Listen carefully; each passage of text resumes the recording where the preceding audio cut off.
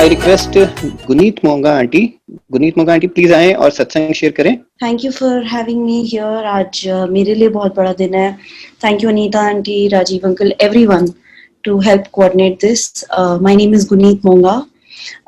मैं गुरुजी के साथ 2013 में जुड़ी. 2013 में मुझे गुरुजी के बारे में बताया मेरी चाची ने, बट 2014 में जुड़ी. और मैं थोड़ा सा स्टार्ट कर दूंगी अपनी शुरुआत के बारे में और फिर आपको आज के बारे में भी बताना चाहूँगी. तो मैं एक फिल्म मेकर हूँ, मैं फिल्म प्रोड्यूसर हूँ, मैं हिंदी फिल्म्स बनाती हूँ. एंड मैंने lunch box, Masaan, gangs of Wasseypur, ऐसी बहुत सारी पिक्चरें बनाई हैं. एंड गुरुजी की बहुत मेहर रही है और उन्होंने बहुत सपोर्ट किया है. I think like just being an entrepreneur and a young person, मुझे कुछ विश्वास नहीं था ऐसा किसी भी ऐसी एनर्जी पे या किसी भी ऐसी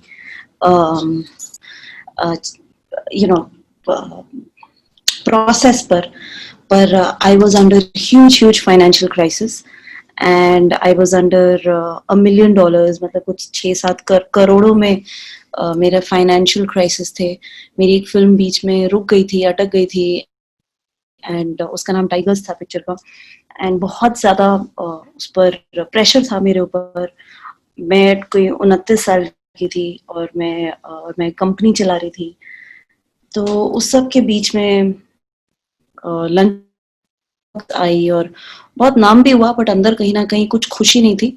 बिकॉज बहुत खाए जा रहा था कि इतना लोन है, कैसे होगा. तो मेरी कज़न चाची हैं, उन्होंने मुझे बोला कि गुरुजी के पास चल ले, बड़े मंदिर. एंड मैंने उनको बोला कि मतलब ऐसे कौन बात करता है, ऐसे थोड़ा ना होता है.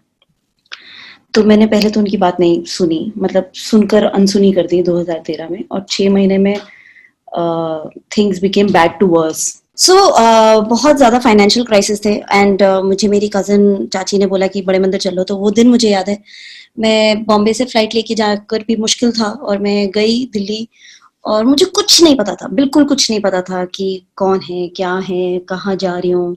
फ्लाइट से उतरी, चाची मुझे बड़े मंदिर लेकर गई. एंड वहाँ जाकर वो मुझे महासमाधि के पास लेकर गई. And I was really shocked. I was like आप मुझे किसी से मिलवाने नहीं लेकर आए. आई वॉज लाइक ऐसे कैसे होता है. तो मुझे बिल्कुल, मतलब मैं कहीं ना कहीं 28-29 साल की थी और मुझे बिल्कुल नहीं पता था. और जैसे मतलब आप अपने घर वालों से बात करते हो तो मैं वैसे ही बात करती. मैंने कही क्या है, कहाँ आ गई, क्या हो रहा है. तो बहुत अजीब फीलिंग थी. ऐसा कुछ मांगना नहीं आता था, ऐसे कुछ, मतलब मेरी चाची ने बोला कि तू चुप कर और इसका चक्कर काट. लिखा ओके डन.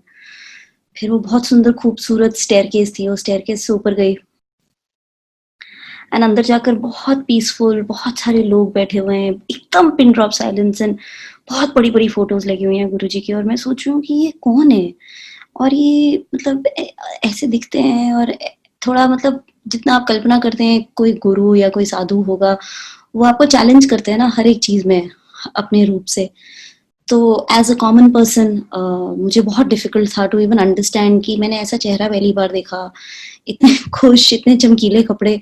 तो थोड़ा आप जनरली सोचते हो कि कुछ बहुत सादे कपड़ों में कोई होगा, किसी की सफ़ेद दाढ़ी होगी, थोड़ी उम्र के लोग होंगे. और मुझे पता भी नहीं था कि वो है नहीं है. तो वहाँ पर एक गुरुजी का स्थान था और मेरी चाची ने मुझे इशारा किया वहाँ मत्था टेको. और मैं उनकी तरफ देख रही थी, बस यहीं ऐसे यहाँ पर. तो मेरे ना बहुत सारे सवाल थे, बहुत सारे. As a complete non believer बहुत सारे सवाल थे. और मैंने वहाँ मत्था टेका बड़े मंदिर में. और जैसे ही मत्था टेका मुझे लगा कि किसी ने मेरे सर पर हाथ रखा है. और वो बस, मतलब मैं हमेशा से कहती हूँ that I bowed down as a non believer. मैंने मत्था टेका as a complete non believer. और जब मत्था टेका तो वो जो आई थिंक 20 या 30 सेकंड थे, कहीं ना कहीं आंसू निकल आए. मैं रोने लग गई और मैंने उन्हें बोला कि बहुत लोन है गुरुजी, आप जो भी हो, जहाँ भी हो, ये लोन चुका दो अगर आप मेरी बात सुन रहे हो. मुझे नहीं पता मैं इस इतने बड़े जंजाल से कैसे बाहर आऊँगी. और मैंने उन्हें ये भी बोला कि मैंने ज़िंदगी में बहुत सच्चाई और बहुत शिद्दत से काम किया है और मुझे नहीं पता कि मैं इतनी बड़ी प्रॉब्लम में फंस भी कैसे गई. तो अगर आप हो तो ये चुका दो. और ऐसा लगा कि किसी ने मेरी पूरी एनर्जी वहां अंदर घुसने से पहले ना बहुत चंचल, बहुत बेचैन थी, मतलब बहुत बेचैन एनर्जी थी मेरी कि कहाँ है, क्या आ गए, बहुत सारे सवाल थे। और मत्था टेकने के बाद एकदम ऐसा लगा कि किसी ने बहुत बहुत एक सॉफ्ट हाथ सर पर रखा है, और इतना ओवरवेलमिंग था कि ऐसे मतलब जैसे थोड़ा लगता है कि गले में कि आप ऐसे रोकर उठे हो, जैसे कुछ कोई फीलिंग है। और वो इमोशन बहुत ही एक था जब आप किसी हायर एनर्जी से, हम लोग सब नॉर्मल ह्यूमन बीइंग्स हैं, हमारी एक फ्रीक्वेंसी होती है ना, आप जब किसी महापुरुष से मिलते हो तो एक उनकी ना एक इनका ऑरा होता है, एक एनर्जी होती है। तो कभी कभी मतलब मैं उसी से कुछ एक साल पहले धर्मशाला में दलाई लामा से मिली थी, और मुझे कहीं ना कहीं वो एक ऐसा लगा कि अरे ये कुछ अच्छी एनर्जी है जिनके पास भी आप जा रहे हो।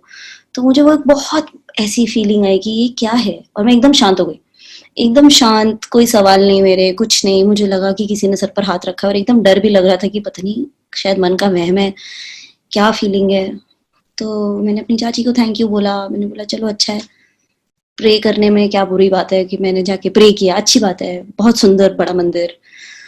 और मैं वापस फ्लाइट लेकर बॉम्बे आ गई। और संगत जी वो दिन है, और उसका उसके एग्जैक्टली 7 दिन बाद जितने लोग लिटरली गालियां निकाल रहे थे, जिनको पैसे चाहिए थे, वो सेम लोग एकदम पलट गए और आकर सारे पैसे वापस देके चले गए, सारे, मतलब करोड़ों। और वो मुझे 7 दिन में। और और मैंने ऐसे बोलकर आई थी कि अगर ये हो जाएगा ना, तो ऐसी मतलब जब वो नीचे झुकी हुई थी वो 20 सेकंड, तो 40 बार आऊंगी थैंक यू बोलने। तो बोल तो दिया, और कभी सोचा भी नहीं था। मैं शायद 1-2 साल उस एक चीज से स्ट्रगल कर रही थी, जो ऐसे चुटकियों में खत्म हो गई। तो कहीं ना कहीं मुझे ऐसा लगता है कि हम सबकी शुरुआत किसी ना किसी रीजन से होती है, कुछ ना कुछ फाइनेंशियल, इकोनॉमिकल, या लीगल, या मेडिकल, मतलब ऐसा कुछ हमें, हम क्योंकि मेरी सोच बहुत छोटी थी, मैंने कुछ बहुत बड़ा एक्सपीरियंस नहीं किया था। तो कहीं ना कहीं एक वो हुक होता है जो आपको मिल तो जाता है, पर उसके बाद आई थिंक आपकी जर्नी शुरू होती है, आपकी परीक्षा शुरू होती है, आपका एक रास्ता शुरू होता है गुरु जी के साथ। क्योंकि वो कहते हैं ना, नींबू की तरह तुझे निचोड़ता हूँ। तो मुझे कुछ नहीं पता था गुरु जी के बारे में, मैं उनका नाम नहीं जानती थी, वो कहाँ से हैं, उनका क्या क्या उनकी टीचिंग्स हैं, क्या उनका सोच है, क्या वो गुरबानी फॉलो करते हैं, मुझे कुछ नहीं पता था। मुझे बस इतना पता था एक बड़ा मंदिर है, और मैंने बोला था कि 40 बार आऊंगी थैंक यू बोलने। और वो कहीं ना कहीं उन्होंने हर बार बुलाते रहे, हर दूसरे हफ्ते दिल्ली बुलाते गए। क्योंकि मैं फिल्मों में हूँ, मैं कभी जिंदगी में एड्स नहीं बनाती थी।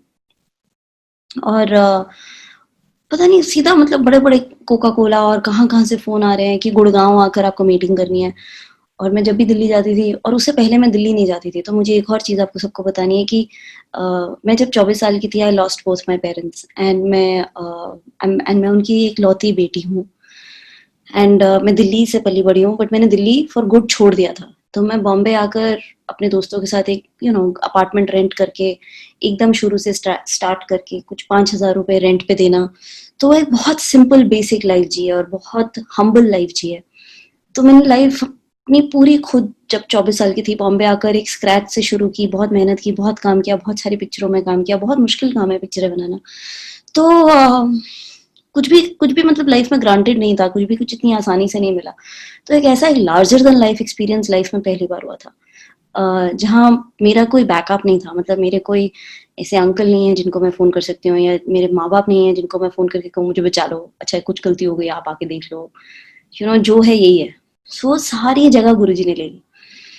एंड उस दौरान by the time I was 29, मैंने खुद रियलाइज नहीं किया था कि मैं 30 पिक्चरें बना चुकी थी, और मैं इतना ज्यादा ओवरवर्क्ड थी, और कहीं ना कहीं डिप्रेशन में थी, क्योंकि इतना काम कर चुके थे, और इतना मैं बहुत यंग थी टू स्टिल मेक फिल्म्स, जिस तरह की फिल्में बन रही थी। तो गुरुजी ने ना वो सक्सेस संभालना सिखाया, गुरुजी ने कदर सिखाई, गुरुजी ने मेरी इतनी कदर करवा दी, जितनी कदर मुझे खुद की नहीं थी उससे ज्यादा उन्होंने की। जो डिप्रेशन थी अकेले रहकर, डिसइल्यूशनमेंट हो जाता है, वो धीरे धीरे सत्संग जा जाकर मुझे आज लगता है, आज पीछे मुड़कर लगता है कि उन्होंने कैसे एक एक जिंदगी का एक एक पत्ता खिलाया है। और बहुत बहुत बहुत कृपा की है। इतने सारे सत्संग हैं, इतने सारे सत्संग हैं। पर अगर मैं आपको बोलूँ कि जब मैं गुरुजी के पास गई थी तब मैंने एक लंच बॉक्स जैसी पिक्चर बनाई थी जो दुनिया में इतनी चली और मुझे लग रहा था कि मैं एक बहुत ही बुरी प्रोड्यूसर हूँ and I should not live. तो मैं इतनी लो फेज में थी अपने क्योंकि मुझे लगता था कि अगर मैं अपने माँ बाप के पास चली जाऊंगी तो मैं ज्यादा खुश रहूंगी। तो एक बहुत अच्छी पिक्चर बनाने के बाद भी सेल्फ डाउट इतना था कि अपने ऊपर कुछ विश्वास नहीं था। एंड गुरुजी के पास गुरुजी से मिलके सत्संग सत्संग पर जाकर अब ऐसा लगता है कि मतलब मैं ये बहुत हम्बली कह रही हूँ, मुझे लगता है कि मेरे से अच्छा कोई नहीं है। ऐसा नहीं कि मैंने कोई और पिक्चरें बना दी, पर इतना फेथ, हर हर फियर को गुरुजी ने फेथ में बदला है, हर सोच को गुरुजी ने फेथ में बदला है, हर छोटी से छोटी बात को उन्होंने सामने से आके जवाब दिया है। उनकी मेहर और उनकी तरीके इतने सुंदर हैं। मैं आपको 2-3 छोटे-छोटे सत्संग सुनाती हूँ। मुझे अनीता आंटी हमेशा कहती है तुझे अपने सत्संग लिख लेने चाहिए, और मुझे कहीं न कहीं ऐसा लगता है कि मैं बहुत ही स्पॉइल्ड गुरुजी के बच्चे हैं जो डिसिप्लिन से लिख नहीं रही हूँ। पर एक अभी सडनली ध्यान आ रहा है। तो कहीं न कहीं वो जर्नी स्टार्ट हो गई गुरुजी के साथ। एक पार्टी में एक लड़का, मेरे दोस्त की एक पार्टी थी, जो मैंने एक जुबान फिल्म बनाई थी विक्की कौशल के साथ। एंड हम लोग एक पार्टी में थे कि हमने पिक्चर खत्म की, हम लोग बहुत खुश थे। तो वो सुबह 6 बज गए थे, सब लोग घर चले गए, हम 4 लोग बैठकर, मैं पता नहीं क्यों गुरुजी की बातें करी इन सब लोगों से। तो बालकनी में एक लड़का था जो वहां पर पिछले 2 घंटे से खड़ा हुआ था, और हम 4 लोग और ये एक और जना जिससे हम कभी नहीं मिले, जिनको मैं नहीं जानती हूँ। वो मैं उसके पास गई, मैंने कहा अरे आप मेरे दोस्त के साथ आए हो, थैंक यू सो मच, आप हमारी पार्टी में आए हो। सो मैं पता नहीं क्यों उनको बोलने लग गई कि आपको पता है कि हम कितने लकी हैं, हम एक गुरुजी से मिले हैं। मतलब इतना रैंडम इंसान से मैं बात कर रही हूँ, उसने अपना फोन लिया और बोला ये वाले गुरुजी। तो मेरे पैरों तले जमीन निकल गई। मैंने कहा आप कैसे जानते हो? यू नो उनका नाम था इंद्रुज राय। एंड ही सर अरे मैं तो बचपन से जानता हूँ गुरुजी को, मेरे पेरेंट्स जानते हैं। एंड उन्होंने मुझे कहा कि बॉम्बे में भी संगत है। मुझे पता नहीं था, मैं सिर्फ दिल्ली जाके थैंक यू बोलती थी। मुझे वो 40 ट्रिप दिल्ली के करने थे जो मैं प्रॉमिस किए हुए थे, और मैं उसी में लगी हुई थी कि हर दूसरे हफ्ते दिल्ली जाकर बड़े मंदिर में जाके थैंक यू बोलना। और ऐसा कोशिश करती थी कि थर्सडे को चली जाऊं, फिर मंडे को वापस आ जाऊं, जैसे एक बार में 3-4 बार चली जाऊं। तो उस तरह मैं इतने रैंडमली, मतलब मुझे ऐसा लगता है कि गुरुजी मेरी जिंदगी में मेरी भाषा में मुझे आकर बता कर गए in a party. Because again we are young and we have a life, जिस तरह की हमारी जिंदगी है। मैं ऐसे गुरुद्वारे नहीं जा पाती हूँ या ऐसा कुछ कनेक्शन नहीं है स्पिरिचुअलिटी से गुरुजी से पहले। तो वो कहीं ना कहीं हमारे घर आकर मेरी पार्टी में मुझे आकर बता रहे हैं कि बॉम्बे में भी संगत है और बॉम्बे में भी मंदिर है और तुम्हें वहां जाना चाहिए। तो उस तरह से मैं कनेक्ट हुई, मुझे बिल्कुल कुछ नहीं पता था गुरुजी के बारे में। फिर वहां से एक व्हाट्सएप ग्रुप में, फिर मुझे ऐसी व्हाट्सएप ग्रुप में मैसेजेस आते थे, बहुत सारे सत्संग्स में गई, और अब लगता है कि उन सारे सत्संग्स की वजह से सारी डिप्रेशन चली गई, सारी डिसल्यूजनमेंट चली गई, सारा जो अपने ऊपर सेल्फ डाउट था, और एक गुरुजी ने बहुत फेथ बना के रखा। बहुत सारे मैं, और वो सत्संग में भी जाती थी, मुझे कभी कोई पता नहीं होता था कि यहाँ का ये घर किसका है, ये लोग क्या कर रहे हैं। बस बचपन से सरदार नहीं हो तो बचपन से गुरबानी गुरबानी का इतना समझ नहीं आता था, पर गुरुजी ने समझा दी। तो बहुत जाके रोना, बहुत जाके ऐसे कनेक्ट हो जाता था, ऐसे आउटर बॉडी फीलिंग, बहुत ही नया फीलिंग था ये। तो अब जाके सब समझ आता है। फिर एक टाइम आया था जब मैंने कुछ 1 साल ऐसे करने के बाद मैंने ऐसे गुरुजी को बोला कि अपना नाम तो बता दो, कुछ मुझे बता तो दो अपने बारे में, आप कहाँ हो, कहाँ थे। मैंने कभी संगत में जाकर किसी से बात नहीं की। जाना, बैठना, सत्संग खत्म हो जाती थी, वापस आ जाती थी। तो कहीं न कहीं सबको लगता था कि मैं बहुत अकड़ू हूँ। ये सब मुझे बाद में लोग बताते। पर वो क्योंकि मेरे को पता ही नहीं था कि मैं क्या बात करूँ। और कहीं न कहीं इतनी डिप्रेशन में थी कि बस जाके बहुत रोकर वापस आ जाती थी। तो धीरे-धीरे कुछ 1 साल के बाद गुरुजी ने ऐसा किया कि घर में हर रोज़ सत्संग हुआ। कुछ आई थिंक 30, 40, 50 दिन हर रोज। और मैं बॉम्बे की संगत को इतनी अच्छी तरह से जानने लग गई, वो सब फैमिली बन गया, जो फैमिली मेरे पास कभी नहीं थी, जो माँ बाप मेरे पास कभी नहीं थे। तो जब आप अकेले रहते हो 10 साल या 8 साल 7 साल, मैंने वो कभी लॉस एड्रेस नहीं किया था, मैंने कभी वो ग्रीफ एड्रेस नहीं किया था अपने माँ बाप का जाने का। मैं बस काम कर रही थी और अपने काम से वैलिडेशन ढूंढ रही थी। और काम के लोगों से वैलिडेशन ढूंढ रही थी, जहाँ जो सब गलत होता है, और you have to just follow Guruji and get your validation from Guruji. मतलब काम ऐसे करो कि जहाँ जहाँ जहाँ आपको बस ये लगे कि गुरुजी आपके साथ हैं आपके काम में, और आप कुछ ऐसा गलत नहीं कर रहे हो जो आप गुरुजी को जाकर मत्था ना टेक पाओ। तो यो क्योंकि हर रोज आपके साथ है, तो सब कुछ सिरे चढ़ने लग गया। और बहुत जितना कुछ ऐसे नाम जो खराब हो रहा था उस लोन की वजह से, वो सब चीजें वापस पलटने लगी और इज्जत वापस बनने लग गई। मैं आपको एक और वो जो 30-40 दिन थे, उसमें इतनी संगत जो गुरुजी से मिली है, वो सब बॉम्बे आई, वो सब घर आई, एंड वो सब मुझे आकर सत्संग बताने लग गए। तो आई थिंक कहीं ना कहीं मैंने फिर उनका नाम पता चला, उनकी किताबें पता चली, रघुराय अंकल से मिली, उनकी बेटी अवनी दोस्त ही नहीं बहन बन गई। और बॉम्बे संगत ने इतना प्यार दिया कि रोज कोई फूल लेकर आ जाता था, कोई लंगर लेकर जा जाता था, और इतनी खुशी हर रोज, न्यू फाउंड खुशी हर रोज, उतनी खुशी की सत्संग है। मतलब जो हम सेम चीज रोज कर रहे हैं उसी के लिए हर रोज दुगनी खुशी होती थी। मैंने बहुत क्योंकि मैं डिप्रेशन में थी और मुझे पता भी नहीं था कि मैं हूँ, तो मैंने बहुत ज्यादा वेट पुट ऑन किया हुआ था। मैं कुछ 90 किलो की थी, और प्री डायबिटिक और कोलेस्ट्रॉल और सारे इशू। पता नहीं कहाँ गुरुजी ने एयरपोर्ट पर किसी इंसान से मिला दिया, ये एयरपोर्ट पर। और उस इंसान के साथ उसने मुझे बोला, खुद आकर मुझे कहता है help people with weight loss. तो मैंने कहा ठीक है, ये एलए एयरपोर्ट पर। तो मैंने बोला जब मैं अगली बार आऊंगी तो मिल लूंगी। ऐसा कुछ साइन नहीं था, बट मुझे पता नहीं था। तो मैं अगली बार उससे मिलने गई, and he introduced me to a diet जिससे मेरा सारी डायबिटीज सब कुछ रिवर्स हो गया, और मैंने 30-35 किलो लूज किया। और वो भी इतनी आसानी से हो गया कि मतलब जिसके लिए कुछ 30 साल इतना स्ट्रगल किया। और अब मुझे गुरुजी के बारे में ज्यादा पता था, और उसी दौरान मैं अनीता आंटी से मिली। वो भी सत्संग है कि मैं अनीता आंटी से कैसे मिली, और एक ऐसी दोस्ती हो गई कि लगता है कि मतलब हम लोग उस टाइम बोल रहे थे एक दूसरे को, ये आई थिंक 2015 था या 16 था आई थिंक। हम एक दूसरे को बोलते थे कि अब हम दुनिया में, मेरी पिक्चरों की वजह से मैं बहुत ज्यादा ट्रैवल कर पाती हूँ, तो हमने ऐसे बात की थी कि हम दुनिया में जाके सत्संग करेंगे और इकट्ठे ट्रैवल करेंगे। और अभी हमने नवंबर आई थिंक में last year, late last year में हम ऑस्ट्रेलिया गए। मैं पहली बार गई थी। तो छोटी छोटी चीजें गुरुजी पूरी करते हैं। मैं अब आपको एक सत्संग सुनाना चाहती हूँ। सॉरी अगर ये बहुत स्कैटर्ड है, and thank you for everybody for being there. मेरी दोस्त का एक बेबी हुआ, मेरी best friend, childhood best friend. तो मैंने उसके हस्बैंड को फोन किया और बोला कि you know we have a princess. मैंने बोला हमारी जैसे राजकुमारी आ गई, उसकी उसकी बेटी हुई। और उसी एक मोमेंट मुझे ऐसे लगा। और सामने से जो मेरी दोस्त का हस्बैंड है उसने मुझे बोला कि पहले there has to be a queen to there has to, after that there will be a princess. So basically he said that his wife is a queen and now we have a princess. इतनी खूबसूरत line थी। वो एक बहुत बड़ा writer है, director है, तो ऑफ कोर्स शब्द बहुत अच्छी तरह से बोला। उसने इतनी खूबसूरती से वो बोला ना कि मुझे इतना अच्छा लगा कि उसने मेरी दोस्त के लिए ऐसे बोला। और उसी क्षण मैं ऐसे गुरुजी से बात करने लगी। मैं कहीं सड़क पर खड़ी थी, बीच सड़क पर कहीं चल के जा रही थी बॉम्बे में, और मैंने गुरुजी को बोला कि ऐसा होगा कि कभी कोई मेरे लिए भी ये बोले। कहीं ना कहीं आपको अपने आप के लिए बुरा लगने लग जाता है ना, जिस कभी कभी, क्योंकि छोटी सोच होती है, और हमें इमीडिएट वैलिडेशन चाहिए होती है, और हम सब इसी चीज से। तो मैंने ऐसे ही गुरुजी बोला ऐसा हो सकता है कि वो मुझे बोले।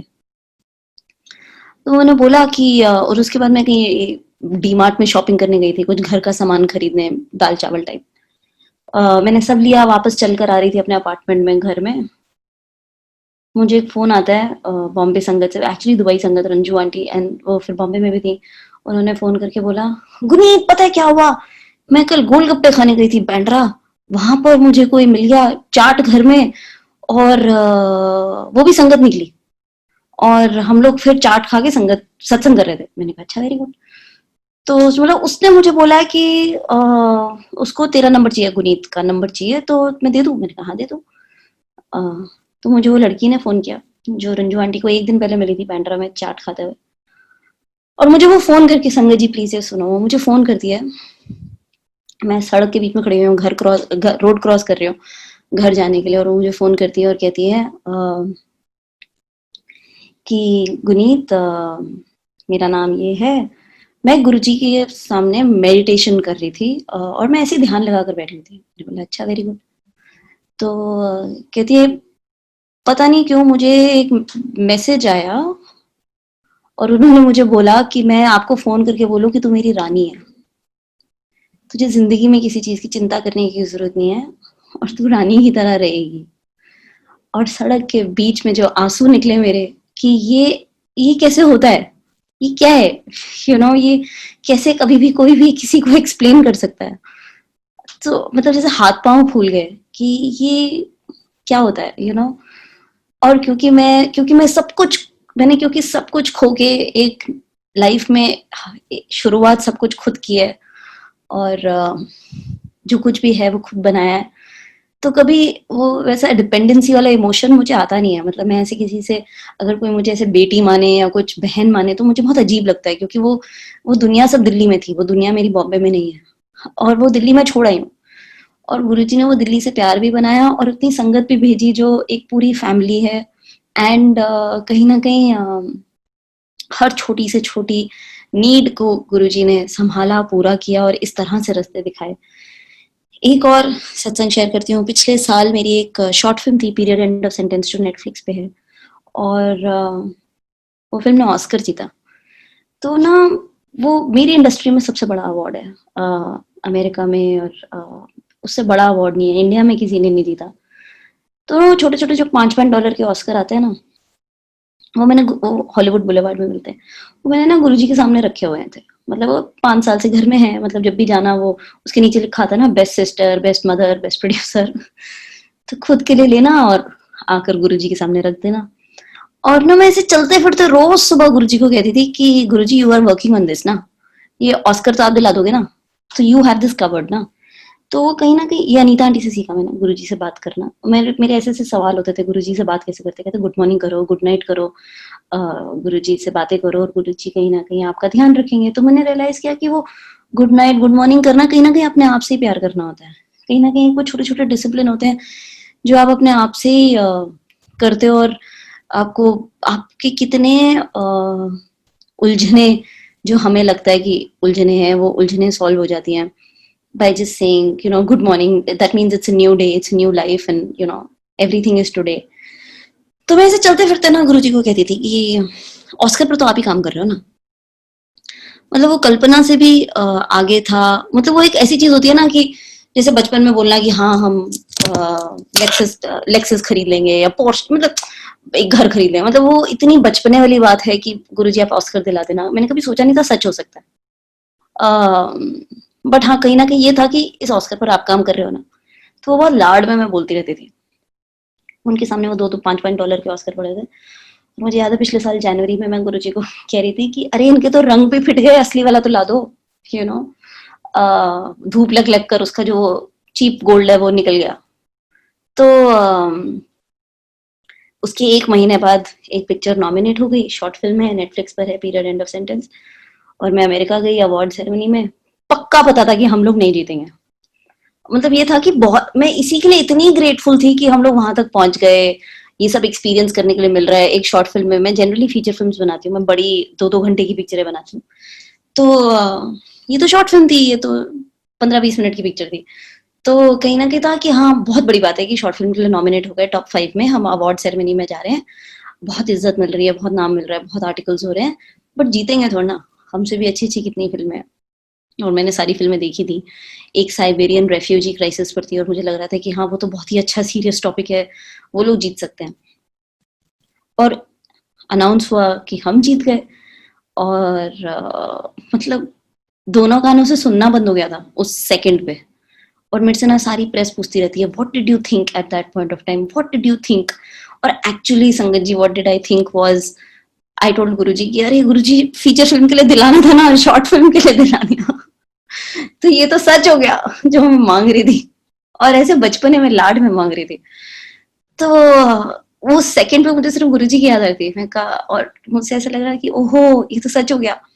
और जोर से उसी टाइम मेरी डायरेक्टर ने ये सब स्क्रीनिंग, ये सब वीडियो यूट्यूब पर है, मेरा नाम बोला, thank Guneet Monga, thank you so much. और जितने लोग दुनिया भर में उसे देख रहे थे, मतलब कुछ 6-7 हज़ार मैसेजेस आए, फ़ोन कॉल्स आए, इतना मतलब अगले दिन टाइम्स ऑफ इंडिया के फ्रंट पेज पर। ये सब कल्पना के भी आगे होता है, ऐसी चीज़ें मतलब सिर्फ़ अगर गुरुजी की मेहर हो और उनकी थोड़ी-सी नज़र पड़ जाए तो कहीं न कहीं ये सब लार्जर देन लाइफ़ चीज़ें सच हो जाती हैं और ऐसी ही कुछ चीज़ सच आज भी हुई है, तो वो भी मैं आपको बताऊँगी। अ,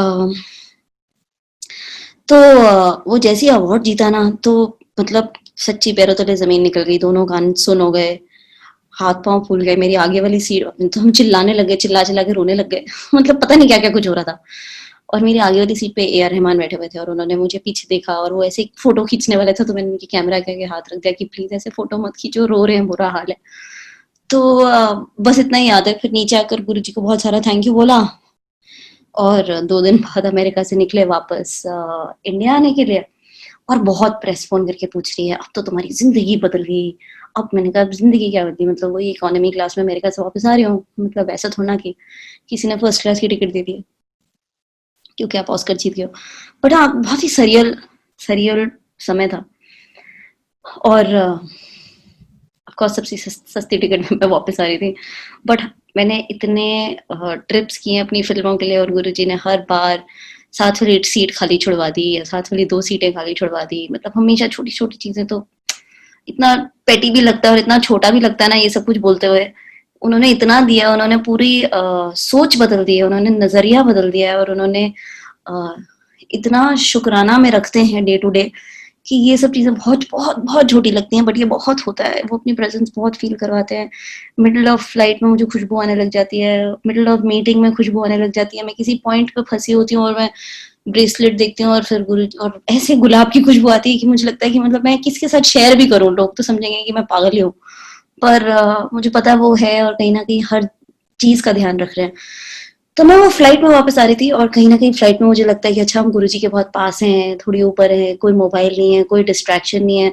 तो शब्द लगा के कान में मुझे ऐसा लगता है कि मेरा डायरेक्ट कन्वर्सेशन चल रहा है गुरुजी के साथ। क्योंकि मैं धरती से बहुत ऊपर हूँ। तो ऐसे ऐसी वाली फीलिंग आती है, वो भी थोड़ा बचपना है पर just to make you understand कि he is also a friend and he is also just so close. तो मैं ना गुरुजी से बातें कर रही हूँ और मैं उनको बोल रही हूँ कि अगर मेरे मॉम डैड होते तो वो मुझे क्या गिफ्ट देते। और ऐसी मतलब जैसे अगर आपके बच्चे को बहुत बड़ा अवार्ड जीते हैं या बहुत बड़ा कुछ दुनिया में करें या किसी चीज में फर्स्ट आए स्पोर्ट्स में एग्जाम्स में, तो आप उनके लिए गिफ्ट लेते हो ना, उनको जो भी चाहिए। तो मैं लिस्ट बना रही थी कि अगर मेरे माँ बाप होते, मेरे माँ बाप को गए हुए उस टाइम 10 साल हो गए थे, मैं लिस्ट बना रही हूँ अगर मेरे माँ बाप होते तो वो मुझे क्या लेके देते। और ये मेंटल लिस्ट चल रही है और मैंने ऐसे लिखा कि उनका बजट होता कुछ 1-1.5 लाख रुपए, नहीं शायद बहुत ज्यादा है, 50,000 रुपए। कपड़े ले देते, नहीं नहीं कपड़ों में वेस्ट नहीं करते। सॉलिटर ले देते, डायमंड ले लेते, नहीं नहीं इसमें मतलब ये बहुत ही, इसमें वेस्ट नहीं करते। अच्छा एक आईफोन ले देते, एक नया कंप्यूटर ले देते तो मैं ऐसे ना एक शायद हम छुट्टी पे चले जाते कहीं ना कहीं। एंड मैं वापस आई हूँ संगत जी। ये लिस्ट मैंने जितनी बनाई थी ना इसमें 6-7 चीजें थी, ऐसी मटीरियलिस्टिक छोटी छोटी चीजें थी कि एक सेलिब्रेशन टाइप।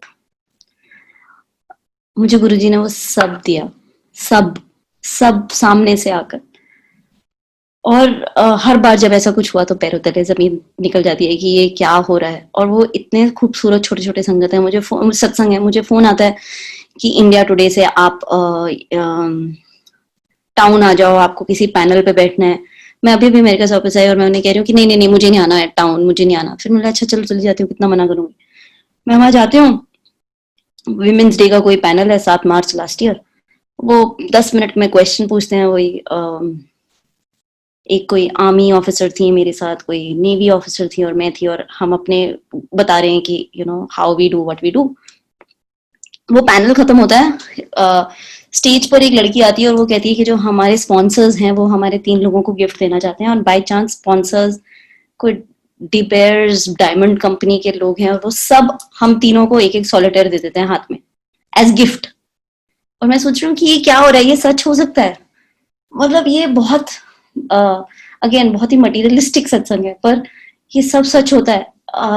मुझे लोग फोन कर रहे हैं, डिजाइनर्स, फोन में नहीं घर पे गिफ्ट्स आते हैं। मैं आपको बताना चाहती हूँ कि मुझे पिछले हफ्ते घर में गिफ्ट आया और मुझे पता नहीं किसने भेजा है। मेरे एड्रेस पर autobiography of a Yogi gift भेजी गई है, मेरे पास फोटोज हैं। और एक ब्रेसलेट भेजा गया है, और जिस ब्रेसलेट में मैंने गुरुजी की फोटो डाल दी है। बट ऑटोबायोग्राफी ऑफ योगी मुझे पिछले हफ्ते किसी ने दिया, घर में पैक होकर घर पे ऐसे गिफ्ट आया, गुनीत मोंगा फॉर यू। तो ऐसे ना घर में से इतने सारे डिजाइनर्स ने कपड़े भेज दिए। मुझे हांगकांग बुलाया गया, हांगकांग एक और पैनल के लिए, फिर मुझे वहां से जापान बुलाया गया, तो कहीं ना कहीं इंटरनेशनल ट्रिप्स हो गए। और उसके बाद जब मैं हांगकांग में थी, मुझे फोन आया कि Guneet, this is somebody calling from Apple India, and मैं वापस आई, मैंने उनसे मीटिंग की, उन्होंने बोला that we want you to be on board with us for Apple, and we just want to gift you Apple stuff। तो मैं कहीं ना कहीं उनकी सीक्रेट ब्रांड एम्बेसडर बन गई, और मुझे एक नहीं कुछ 7-8 फोन, लैपटॉप, पता नहीं जो नया आईपैड, उसके बाद वो लोग मुझे अपने एप्पल हेडक्वार्टर, जो पूरी इंडिया से कोई नहीं गया, एप्पल पार्क कुपर्टिनो अमेरिका, वहां लेकर गए टिम कुक के साथ लंच के लिए। तो मतलब ये कल्पना से भी आगे बढ़कर उन्होंने मुझे इज्जत दी है, उन्होंने मुझे नाम दिया, मेरे काम को सहराया है, और इतना नाम दिया है। पिक्चरें सब बनाते हैं, साल में साल 1000 पिक्चरें बनती हैं, बहुत सारे प्रोड्यूसर हैं, मैं अकेली नहीं हूँ इस इंडस्ट्री में, और मैं कहीं ना कहीं बहुत छोटी हूँ और बहुत यंग भी हूँ। पर गुरुजी साथ में है, और वो हर चीज का इतना महत्व बढ़ा देते हैं, हर छोटी से छोटी चीज का, कि जो मैंने शॉर्ट फिल्म बनाई प्लस माइनस, उसने फिल्म फेयर जीत लिया, जो एक और शॉर्ट फिल्म बनाई उसने ऑस्कर जीत लिया, अब फीचर फिल्म्स बना रही हूँ। और अब आज की बात मैं आपको सुनाना चाहती हूँ। संगत जी, अगर कोई भी इंडिया में है, और अगर आप अभी यूट्यूब खोलोगे या आप ट्विटर खोलोगे, तो यूट्यूब के फ्रंट पेज पर आधा यूट्यूब पे मेरा चेहरा है, एंड ट्विटर पे भी, और वो 12 बजे तक रहेगा, पूरा दिन था, 24 घंटे था। एंड गुरुजी, ये लॉकडाउन बहुत टफ था सबके लिए, और ये लॉकडाउन में कुछ काम नहीं था, मतलब मैं भी सोच रही थी कि ऑफिस के रेंट कैसे जाएंगे, टीम सपोर्ट कैसे जाएगा, एंड गुरुजी ने सामने से ब्रांड भेजा, ब्रांड का मुझे एम्बेसडर बना दिया, एक और मोबाइल कंपनी ओप्पो, एंड उन्होंने मेरे साथ एड शूट की। और जनरली एड्स 30 सेकेंड्स की होती हैं, ज्यादा से ज्यादा 1 मिनट की एड है, ये 2.5 मिनट की एड है, और 2.5 मिनट की एड जितनी चलती नहीं है, मैंने अभी देखा नहीं है, बट ये सत्संग में आने से पहले कुछ 1 करोड़ 80 लाख लोगों ने एड देख ली थी, 18 मिलियन, इस सत्संग पे आने से पहले जब मैंने चेक किया था।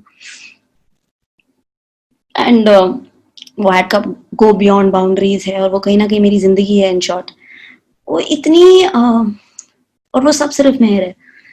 ऐसा कभी सोचा नहीं था कि मैं कभी कैमरा के सामने जाऊंगी, या कभी मेरे ऊपर एड बनेगी, मतलब ये सब मांगा भी नहीं जा सकता, ये सब मेहर है, ये सब उन्होंने किया है, और वो हर रोज नाम आगे बढ़ाते हैं, और हर रोज और ज्यादा इज्जत देते हैं।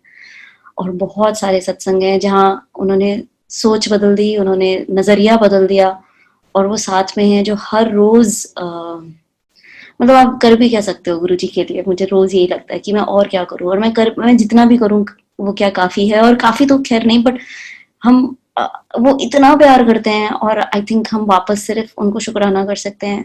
लेकिन एक शुक्राना की स्टेट ऑफ माइंड पर मैं रहती हूँ कि जो हो रहा ना वो अच्छा है, हर बुरी चीज पर गुरु जी को थैंक यू बोलना। और मुझे ऐसा लगने लग जाता है, और ये चीज मैं शेयर करना चाहती हूँ, जब भी कुछ बहुत भयंकर बुरा होता है, बहुत एक डील चली जाती है, या एक फाइनेंशियल या इमोशनल कुछ लॉस होता है फॉर अ रिलेशनशिप, मुझे मुझे ऐसा लगने लग जाता है कि मैं एक सत्संग के बीच में हूँ, क्योंकि अभी ये कहीं ना कहीं तो अनफोल्ड होगा, और ये कहीं तो कल्मिनेट होगा, ये सिर्फ लॉस पे थोड़ा ना रुक जाएगा, ये सिर्फ डिसोल्यूशन पे थोड़ा ना रुक जाएगा। अब इसका जो अच्छा वाला पार्ट है वो तो अभी आना है, और गुरुजी वो रिश्ते खोलेंगे, और हर फियर को गुरुजी ने फेथ में बदलना सिखाया है, हर दोस्ती को मजबूत किया है, हर रिश्ता।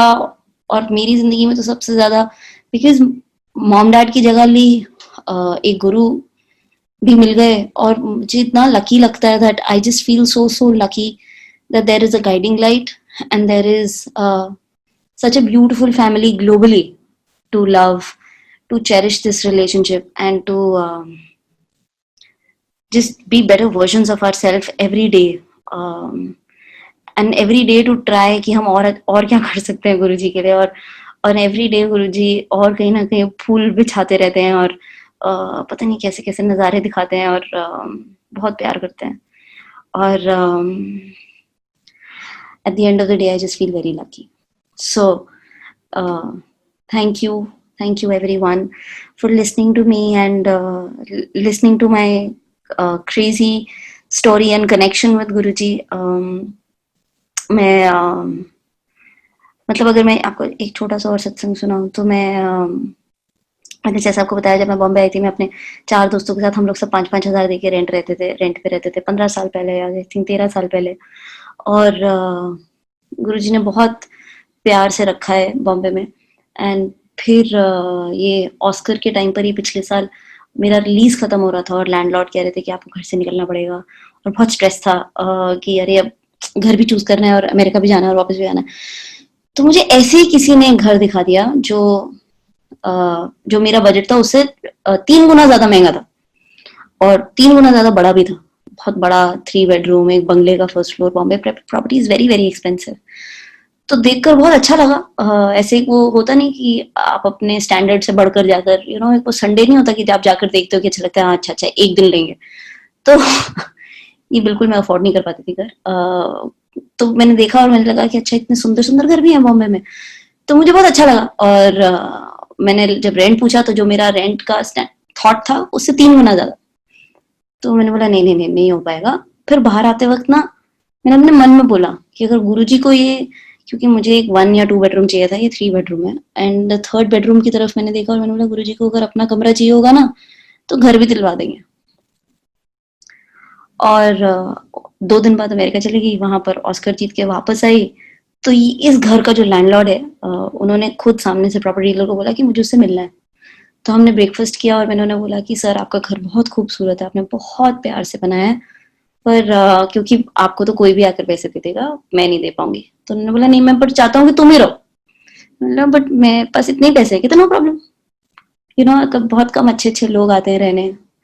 तो गुरुजी ने घर भी दिला दिया, गुरुजी को अपना कमरा भी मिल गया। मैं अभी उस कमरे में ही हूँ सत्संग के लिए।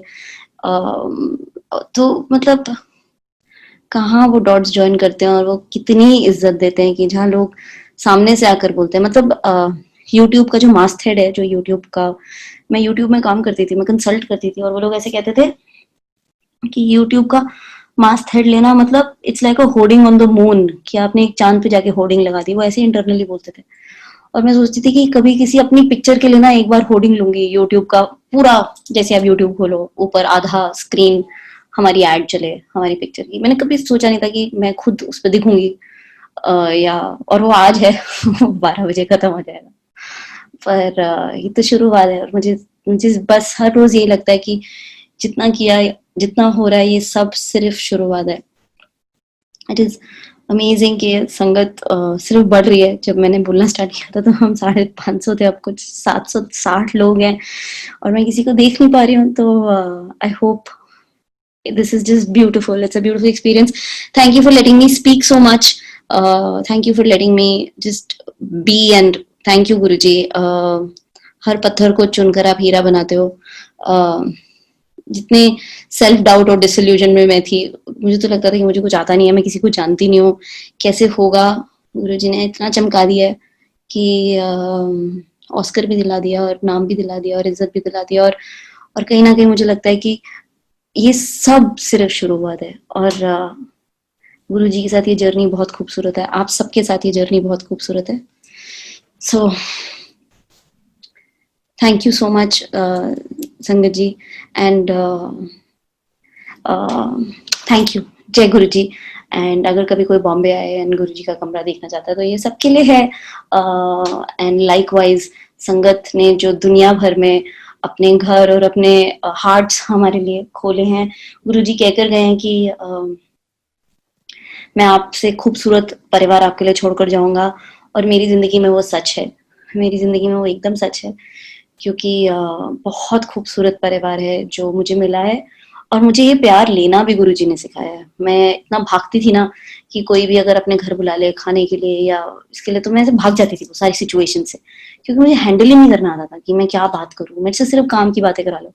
बट गुरुजी ने आज इतना बिजी रखते हैं ना अपने सत्संग में कि और कुछ में मन भटकता नहीं है, और किसी ख्याल में मन भटकता नहीं है। और अगर भटकता भी है तो वो वापस अपने चरणों में ले आते हैं और कहीं ना कहीं किसी ना किसी संगत से, जिनकी भाषा आप समझ पाओ, जो भाषा आपकी समझ पाए, जो आपकी लाइफ में वैल्यू ऐड करें, ऐसे लोगों से आपको मिलवा देते हैं.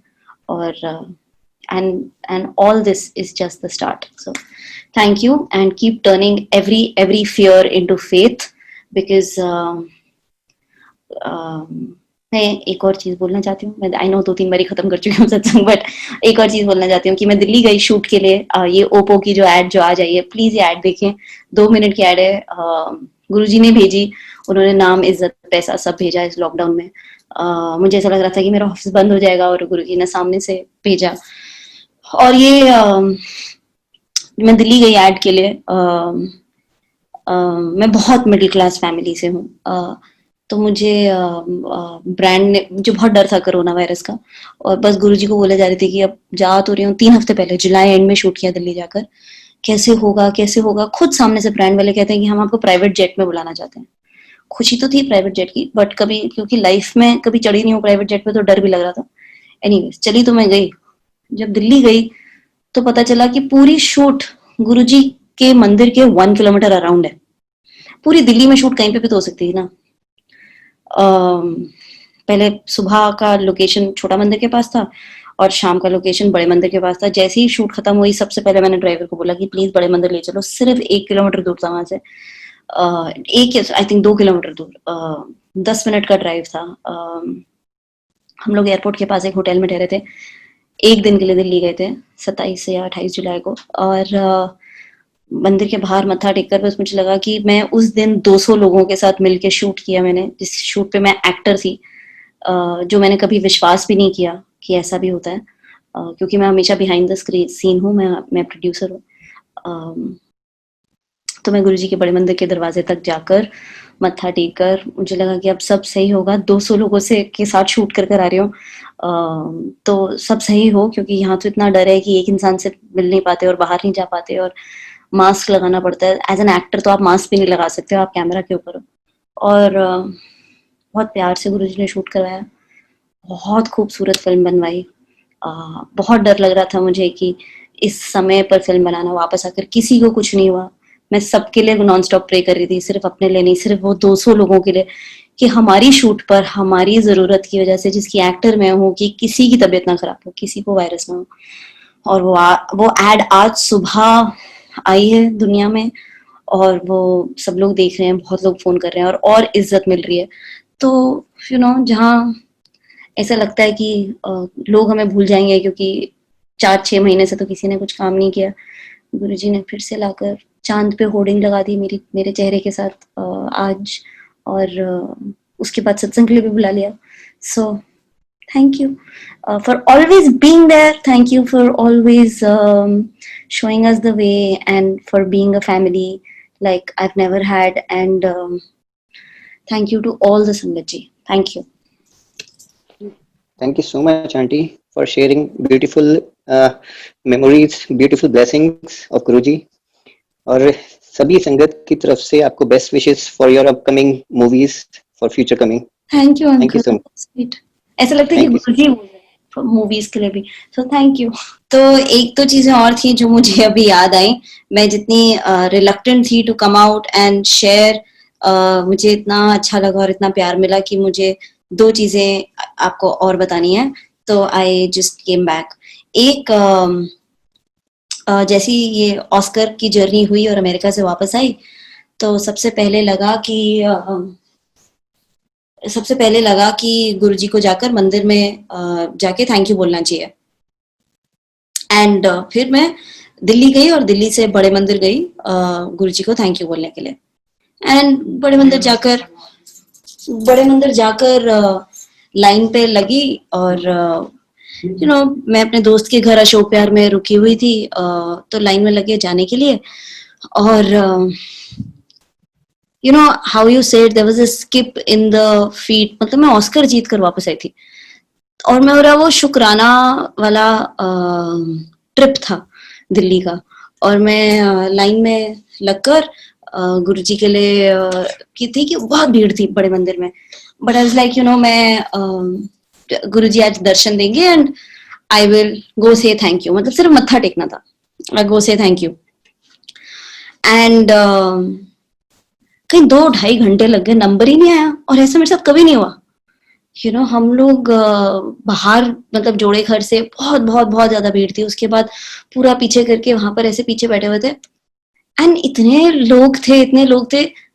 And because Guruji is also like a father, you know I was talking to him and saying, मैं उनको कह रही थी कि मैं इतनी खुश हूं कि इतनी संगत है, इतनी संगत है, इतनी संगत है।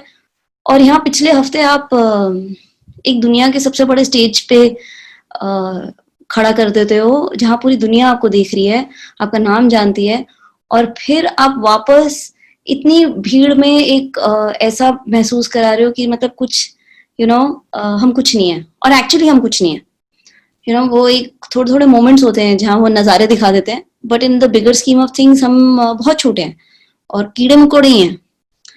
तो नंबर ही नहीं आया, और मैं अपने दोस्त के साथ थी।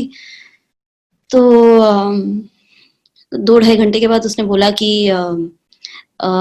एक ऐसे अंदर से ऐसी लाइन थी कि अंदर से वापस बाहर बिठाया गया था, फिर एक एक चंक्स में लोग जा रहे थे। तो हमें चाय प्रसाद मिली, बट हमें नंबर नहीं आया अंदर जाने का, दरबार में बैठने का मौका नहीं मिला। और फिर वहां बैठकर ऐसे रोना सा निकल गया, और ऐसे एकदम मजबूर लाचार सी फीलिंग आ गई। फिर से सेल्फ पिटी में हम बहुत जल्दी से चले जाते हैं ना, कि यू डोंट लव अस, सारा प्यार जज करने लग जाते हैं। तो ऐसे लगा कि वो बिल्कुल मतलब कोई वजूद ही नहीं है, मतलब कोई को मतलब मैं तो उनको कह रही थी कि मैं थैंक यू बोलने आई हूँ, बस थैंक यू तो बोलने दो, और मैं बॉम्बे से आई हूँ। तो मेरे दोस्त ने बोला कि हमें वापस अशोक विहार जाना है, तो अभी हम चलते हैं, वरना हम लोग ट्रेन लेके जा रहे थे वापस। तो मैंने बोला ठीक है।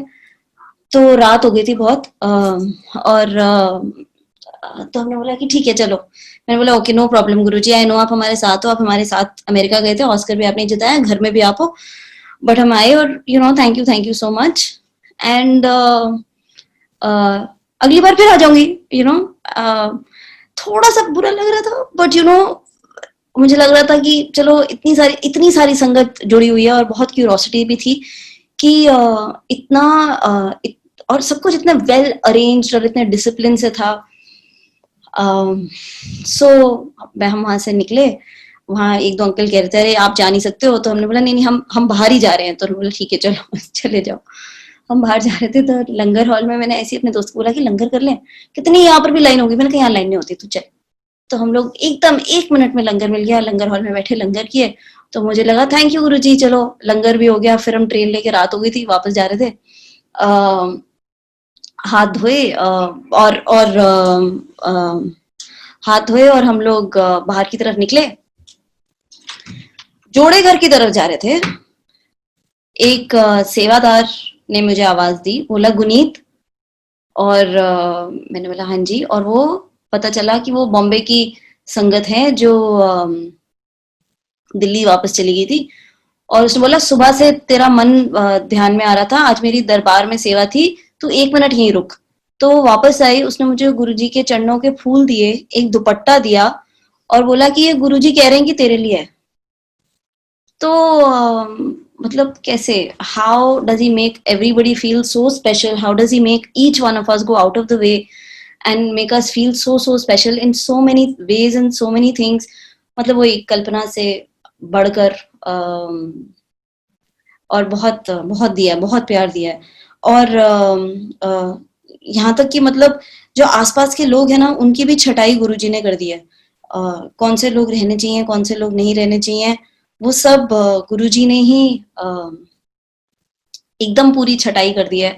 और अब तो मतलब जितना भी फ्री टाइम भी होता है, तो उसमें भी सिर्फ गुरुजी की बातें होती हैं, और संगत और संगत से ही कनेक्ट होते हैं। सो मुझे बस यही बताना था।